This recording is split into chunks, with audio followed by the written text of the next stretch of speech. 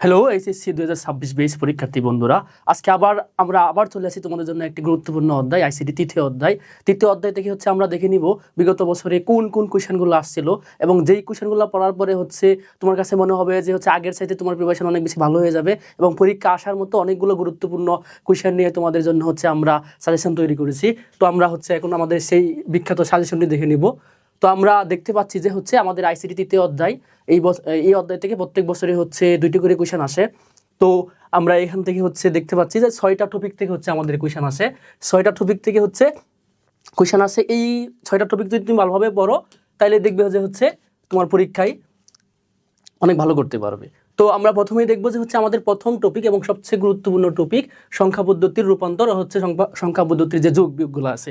তো এখান থেকে আমরা দেখতে পাচ্ছি যে 45টি কোয়েশ্চেন আমাদের এই পর্যন্ত আসছে। তো বুঝতেই পারতেছো, যেহেতু প্রথম টপিক থেকে আমাদের 45টি কোয়েশ্চেন আসছে, তার মানে এটা কত গুরুত্বপূর্ণ একটি টপিক এবং প্রায় ঘুরিয়ে ফিরে প্রত্যেক বোর্ডে প্রত্যেক বছরই এখান থেকে কোয়েশ্চেন আসে।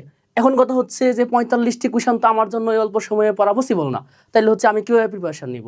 তো তোমাদের প্রিপারেশনকে সহজ করার জন্য আমরা মাত্র 45টি কোয়েশ্চেন থেকে 3টি কোয়েশ্চেন বাছাই করছি এবং 3টি কোয়েশ্চেন পড়লেই তোমাদের এই 45টি কোয়েশ্চেনের যে টপিকগুলো আছে কভার হয়ে যাবে। তো এই 3টি কোয়েশ্চেন পেতে হলে আমাদের ফেসবুক পেজে লাইক দিয়ে আমাদের ইনবক্সে নক দিতে হবে, তাইলে তোমরা পিডিএফটা পেয়ে যাবে। তো কি ধরনের কোয়েশ্চেন আসতে পারে আমরা যদি এখান থেকে একটু দেখে নেই, আমরা দেখবো যে প্রিভিয়াসলি এখান থেকে দুই ধরনের কোয়েশ্চেন আসে।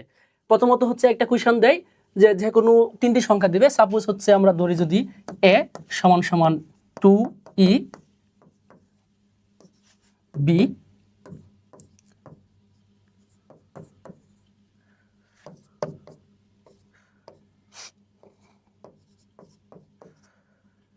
তো এখান থেকে বলবে এ বি সি 3টি সংখ্যার মধ্যে কোন সংখ্যাটি সবচেয়ে বড়, অথবা এ বি সি এর মধ্যে 3টি সংখ্যার মধ্যে কোন সংখ্যাটি সবচেয়ে ছোট। তাহলে এইটা একটা টাইপের কোয়েশ্চেন।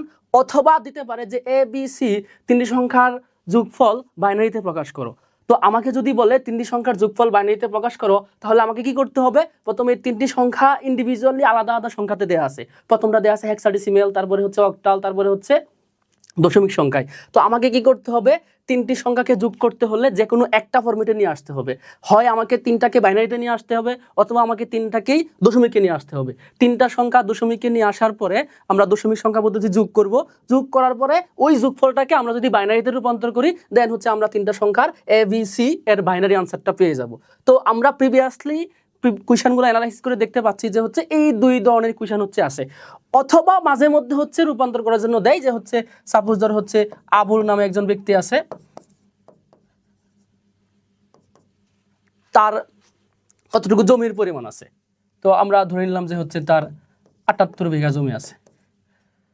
তো তখন তোমাকে বলবে এই যে আবুল সাহেবের জমি, এই আবুল সাহেবের জমির পরিমাণকে তুমি অক্টালে রূপান্তর করো, অথবা হেক্সাডেসিমেলে রূপান্তর করো, অথবা বাইনারিতে রূপান্তর করো। সিম্পলি রূপান্তর। এই রূপান্তরের যে রুলসগুলো আছে এগুলো আমরা পিডিএফ দিয়ে দিছি, তোমরা ওইখান থেকে এগুলা পেয়ে নিবে। তাহলে আমরা প্রথম টপিক দেখলাম যে আমাদের সংখ্যা পদ্ধতির রূপান্তর এবং এখান থেকে যে যোগ বিয়োগ, এখান থেকে আমাদের কোয়েশ্চেনগুলো আসে। আমরা যদি সংখ্যা পদ্ধতির রূপান্তরগুলো করতে পারি, একটা সংখ্যা থেকে একটা সংখ্যায় যেতে পারি এবং যোগ বিয়োগের নিয়মগুলো আমরা পারি, তাইলে আমরা মোটামুটি এখান থেকে গুরুত্বপূর্ণ টপিকটা কভার করতে পারবো। তারপরে আমরা দেখতে পাচ্ছি যে আমাদের কোয়েশ্চেনগুলো আসে সেকেন্ড যে গুরুত্বপূর্ণ টপিক, সেটা 2-এর পরিপূরক। এটা অনেক বেশি গুরুত্বপূর্ণ। এখান থেকে আমরা দেখতে পাচ্ছি যে 34টি কোয়েশ্চেন আসছে।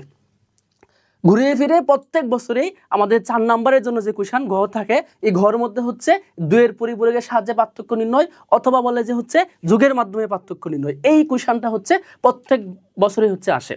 তো আমাদের প্র্যাকটিস করার জন্য আমরা এখানে কিছু বোর্ড দিয়ে রাখছি। ঢাকা বোর্ড 25, 23, 19, 17 এবং কুমিল্লা বোর্ড 25 এবং 24।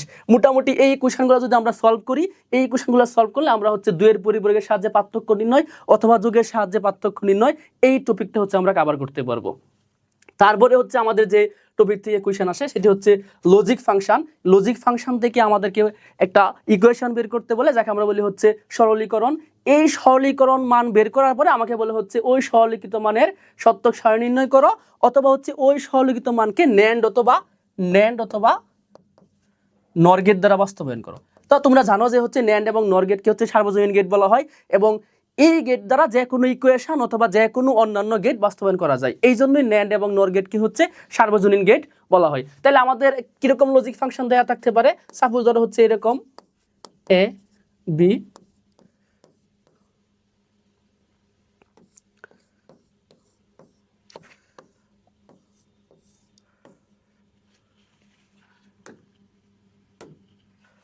তো এইখান থেকে হচ্ছে আমাদের ওয়াই দেয়া থাকবে, তখন আমাকে বলবে যে হচ্ছে ওয়াই এর সরলীকৃত মান বের করো এবং ওই ওয়াই এর সরলীকৃত মানকে ন্যান্ড গেট দ্বারা অথবা হচ্ছে নর গেট দ্বারা বাস্তবায়ন করো। তাইলে আমরা যদি হচ্ছে এইরকম একটা লজিক ফাংশন থেকে সরলীকৃত মান বের করতে পারি, প্রথমে হচ্ছে আমার ওই ওয়াই এর মান বের করতে হবে, ওয়াই এর মান বের করার পরে তাকে সরল করতে হবে, দেন হচ্ছে ওই সরলীকৃত মানের হয় সত্যক সারণী অথবা ন্যান্ড অথবা নর গেট দ্বারা আমাকে হচ্ছে বাস্তবায়ন করতে হবে। তাহলে এই টাইপের কোশ্চেনগুলো যদি আমরা হচ্ছে পড়ি, তাহলে আমাদের হচ্ছে দ্বিতীয় যে টপিকটা ওই টপিকটা হচ্ছে কভার হয়ে যাবে। তো এই 34টা কোশ্চেন তো এখন অল্প সময় আমার দ্বারা পড়া পসিবল না, এই জন্য হচ্ছে আমরা কি করছি আমাদের পিডিএফ এর মধ্যে হচ্ছে 2টা কোশ্চেন সিলেক্ট করে দিয়েছি, ওইখান থেকে তোমরা হচ্ছে 2টা বা 3টা কোশ্চেন প্র্যাকটিস করলে তোমরা এই টপিকটা কভার করতে পারবা। অথবা এখানে যে বোর্ড দেওয়া আছে ঢাকা বোর্ড 25, 23, 19 এবং হচ্ছে কুমিল্লা বোর্ড 25 এবং 24 সাল, এই কোশ্চেনগুলো যদি তোমরা হচ্ছে একটু টেস্ট পেপার থেকে দেখে নাও, তাইলে হচ্ছে আমাদের দ্বিতীয় টপিক এটা কভার হয়ে যাবে। তারপরে দেখবো হচ্ছে আমাদের থার্ড ইম্পর্টেন্ট টপিক, যেটা হচ্ছে আমরা অলরেডি দেখে ফেলছি লজিক ফাংশন। আমাদের চতুর্থ গুরুত্বপূর্ণ টপিক হচ্ছে একটা সমীকরণ দেয়া থাকবে, এই সমীকরণ থেকে হচ্ছে সত্য সারণী নির্ণয় করতে বলতে পারে, অথবা ওই সমীকরণ থেকে আমাদেরকে ন্যান্ড অথবা নর গেটের সাহায্যে বাস্তবায়ন করতে পারে। তো কোশ্চেনটা কিরকম হইতে পারে আমরা যদি একটু দেখে নেই, আমরা দেখবো যে হচ্ছে এরকম দেয়া থাকে। সাপোজ 2016 সালে ঢাকা বোর্ডে একটা কোশ্চেন আসছিল, দেয়া ছিল হচ্ছে এরকম F equal A not B plus B not C. তো এটা ছিল হচ্ছে কুইশন, এই কুইশন থেকে হচ্ছে কিরকম, এটা ছিল উদ্দীপক, এখান থেকে কুইশন দিছিল হচ্ছে আমাদের ঘতে দিছিল যে হচ্ছে এই কুইশনের সত্য সারণী নির্ণয় করো, এবং আমাদের 4 নম্বরের জন্য যে কুইশন ছিল ওই কুইশনে বলছিল হচ্ছে ন্যান্ড গেটের সাহায্যে এফ এর মানকে হচ্ছে বাস্তবায়ন করো। তো আমরা জানি একটা বিখ্যাত কুইশন হচ্ছে 3য় অধ্যায়ের জন্য ন্যান্ড এবং নর গেটের সাহায্যে যে কোনো ন্যান্ড গেট অথবা নর গেটের সাহায্যে যে কোনো একটা ইকুয়েশন অথবা হচ্ছে যে কোনো একটা গেট বাস্তবায়ন করা। তো আমরা যদি এই সার্বজনীন গেট ন্যান্ড এবং নর গেট ভালোভাবে আয়ত্ত করতে পারি, তাহলে তোমাদের পরীক্ষার মধ্যে হচ্ছে 4 নাম্বার হচ্ছে অবশ্যই কমন পাবা। তাহলে আমাদের হচ্ছে 4 নাম্বার যে গুরুত্বপূর্ণ টপিক ছিল সেটা হচ্ছে আমরা দেখে ফেললাম। আমাদের 4 নাম্বার গুরুত্বপূর্ণ টপিক ছিল হচ্ছে কি, আমাদের একটা সমীকরণ দেয়া থাকবে, ওই সমীকরণ থেকে সত্য সারণী নির্ণয় করতে বলতে পারে, অথবা সার্বজনীন গেট দিয়ে ওই সমীকরণটা বাস্তবায়ন করতে বলতে পারে, অথবা আরেকটা কোশ্চেন মাঝে মধ্যে দিয়ে একটা সমীকরণ দিয়ে বলবে এই সমীকরণের সরলীকৃত মান বের করো, সিম্পলি কোশ্চেন। তো এইখান থেকে আমরা দেখতে পাচ্ছি যে 40টি কোশ্চেন আসছে। তো বুঝতেই পারতেছো এটা অনেক গুরুত্বপূর্ণ একটি টপিক। এখন কথা হচ্ছে যে ভাইয়া আমি 40টি টপিক তো পড়তে পারবো না, তো এই জন্য হচ্ছে আমরা কি করছি, এখান থেকে আমরা স্পেসিফিকলি কয়েকটা কোশ্চেন সিলেক্ট করছি। তুমি চট্টগ্রাম বোর্ড 2025, 23, 17, 16 এবং হচ্ছে দিনাজপুর বোর্ড 23 এবং ঢাকা বোর্ড 2025 এবং 23 সালের কোশ্চেনগুলো যদি তুমি একটু প্র্যাকটিস করো, এখানে 5-7টা কোশ্চেন আছে, তাহলে তোমাদের এই 40টা কোশ্চেন প্র্যাকটিস করা হয়ে যাবে। তারপরে হচ্ছে আমরা দেখব 5th ইম্পর্টেন্ট টপিক, যেটা হচ্ছে এনকোডার, ডিকোডার এবং হচ্ছে হাফ এডার। এখান থেকে হচ্ছে মাঝে মধ্যে প্রায় সময় কোশ্চেন দিয়ে থাকে। এখান থেকে কোশ্চেনগুলো ভাইয়া কেমন হয়, এইখান থেকে কোশ্চেনগুলো হচ্ছে আমাদের এরকম দেয়, একটা ব্লক ডায়াগ্রাম দিবে,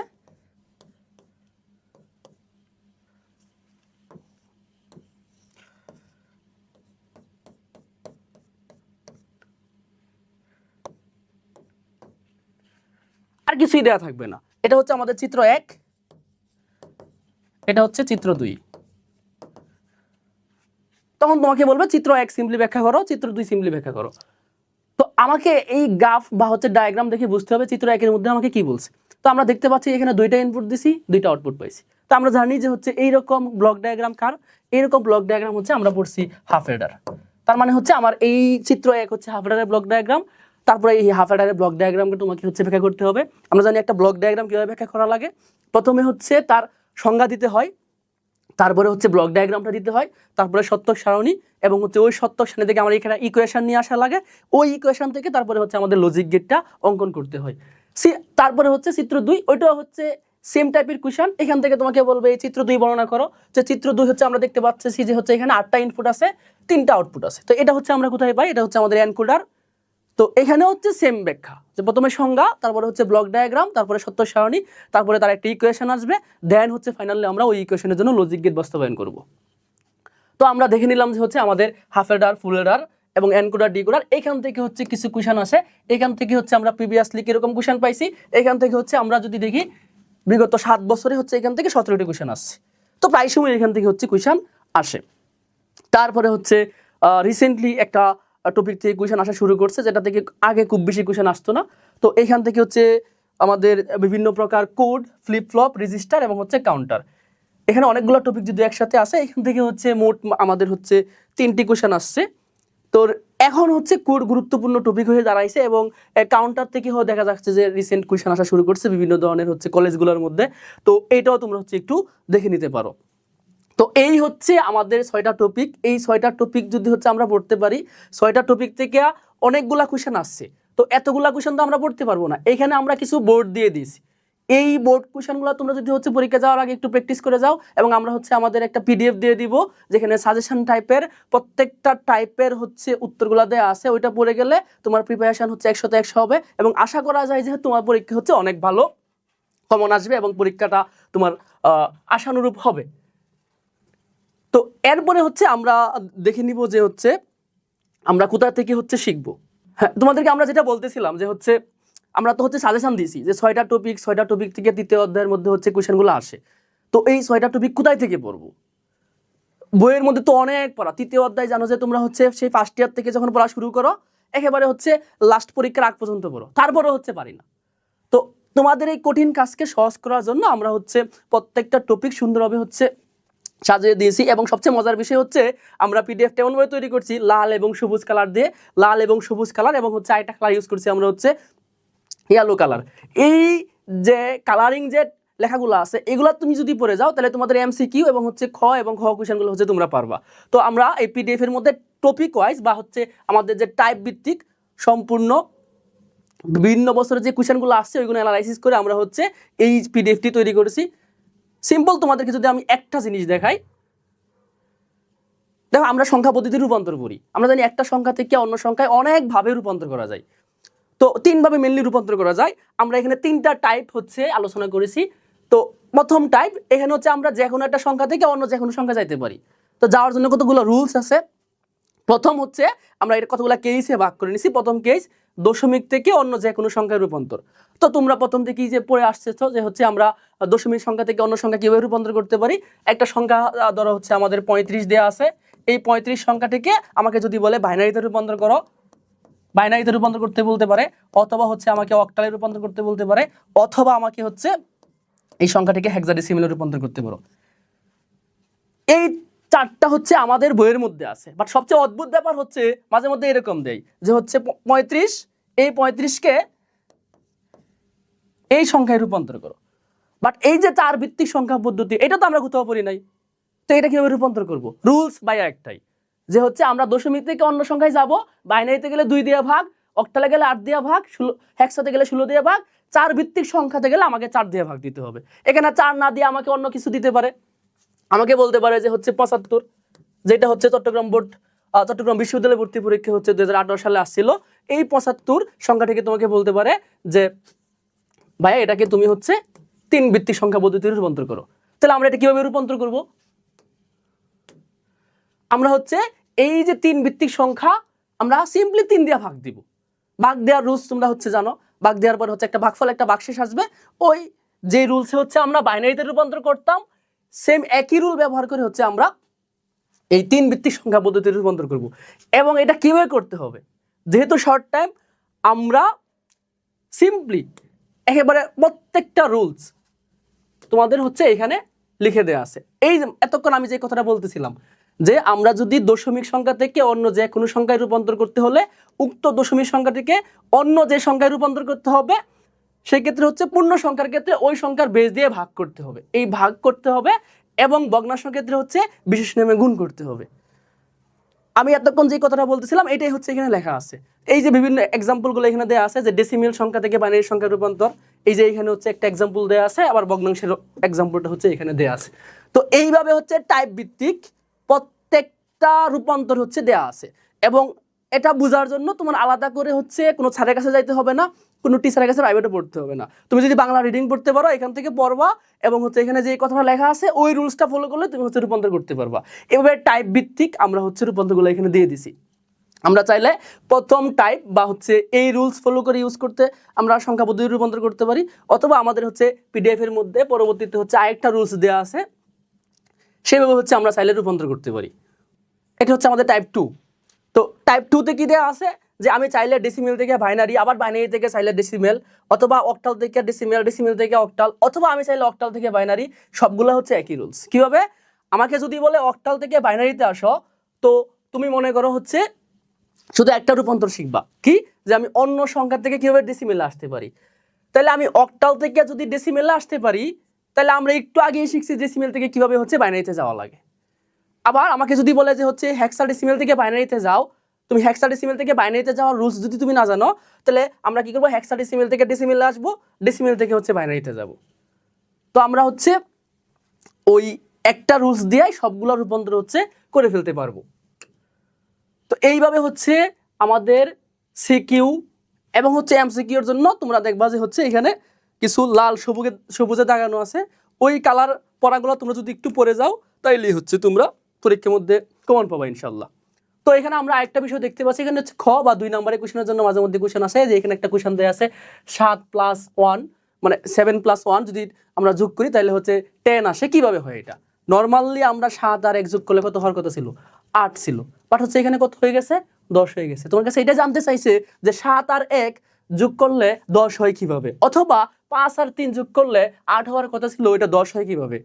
এবং হচ্ছে এখানে দেখো আবার কোশ্চেন আছে, একবার বলতেছে যে 7 আর 1 যোগ করলে 10 হয়, আবার বলতেছে 9 আর 7 যোগ করলে 10 হয়। কিভাবে ভাই এটা 9 আর 7 যোগ করলে 10 হয় কিভাবে? এই জিনিসটা তোমাকে ব্যাখ্যা করতে হবে। এটা একটা বিখ্যাত কোশ্চেন, প্রায় সময় পরীক্ষার মধ্যে আসে।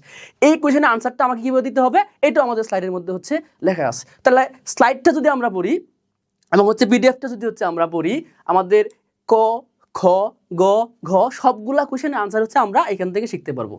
এবং গুরুত্ব বোঝানোর জন্য আমরা তো হচ্ছে একেবারে প্রথমে দেখতেছিলাম যে কোন টপিক থেকে কতটা কোশ্চেন আসছে, সবগুলো হচ্ছে আমরা এখানে ভালোভাবে বলে দিছি। তো আমরা দেখতেছিলাম যে হচ্ছে আমাদের মোট 6টা টপিক থেকে কোশ্চেন আসে, এই 6টা টপিক থেকে কতগুলা করে কোশ্চেন আসছে, এবং হচ্ছে প্রত্যেকটা টপিক থেকে 4টা 5টা করে কোশ্চেন আমরা হচ্ছে সিলেক্ট করে দিছি। এটা আমাদের হচ্ছে পিডিএফে আছে, অথবা তোমরা হচ্ছে টেস্ট পেপারে যে কোনো জায়গা থেকে হচ্ছে ওই টপিকগুলো একটু প্র্যাকটিস করে যাওয়া পরীক্ষাতে যাওয়ার আগে, তাইলে হচ্ছে আশা করা যায় তোমরা হচ্ছে কমন পাবা। তাইলে হচ্ছে আমরা আমাদের এই তৃতীয় অধ্যায়ের যে সাজেশন ক্লাস এটা হচ্ছে এখানে শেষ করতেছি। সবাইকে অসংখ্য ধন্যবাদ। এবং এই রকম প্রত্যেকটা সাবজেক্টের সাজেশন পাওয়ার জন্য তোমরা অবশ্যই আমাদের যে গুপ্ত স্কুল, এই গুপ্ত স্কুলের এতক্ষণ তো হচ্ছে আমরা সাজেশনের কথা অনেক কিছু শুনতেছিলাম, যে হচ্ছে এই সাজেশন পড়লে কমন পড়বে, বা হচ্ছে এই পিডিএফ থেকে পড়লে আমরা হচ্ছে এমসিকিউ সিকিউ সবগুলো ভালোভাবে দিতে পারবো। তাহলে আমরা এই সাজেশন বা হচ্ছে আমাদের যে পিডিএফ ফাইল পাবো কিভাবে?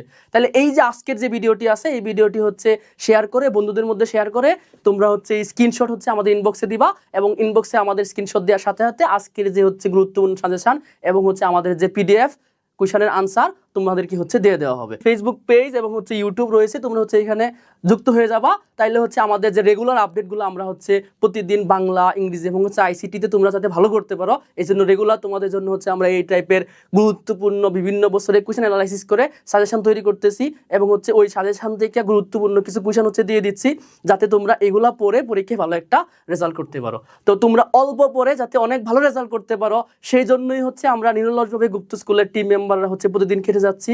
তো তোমরা আমাদের সাথে থাকবা, এবং তোমাদের জন্য অনেক বেশি শুভকামনা। আশা করি তোমরা পরীক্ষায় ভালো রেজাল্ট করতে পারবা। গুপ্ত স্কুলের সাথে থাকো। ধন্যবাদ।